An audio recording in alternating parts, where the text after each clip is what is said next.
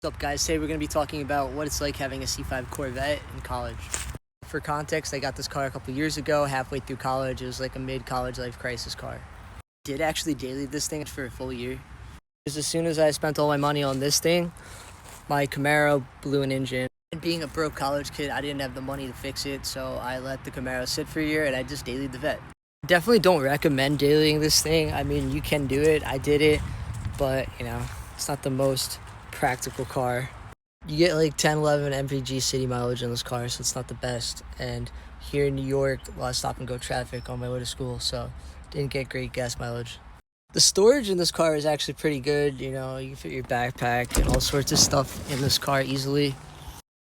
The hatch is surprisingly big. When the roof's not in here, there's a lot of stuff you can put in here, so actually tons of storage. That was definitely a plus. Even though it wasn't the most practical car in the world, it did the job. It got me to and from school, and it was definitely a lot of fun. I mean, having a C5 Corvette in college was just once in a lifetime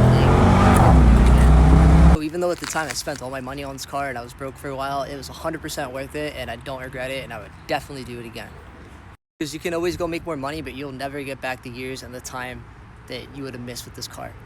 So yeah, you can daily a C5 Corvette to school. It's not the most practical thing in the world. It's not the best on gas mileage, and it's kind of low to ground, but it's definitely a lot of fun. No excuses. Go buy that C5 Corvette.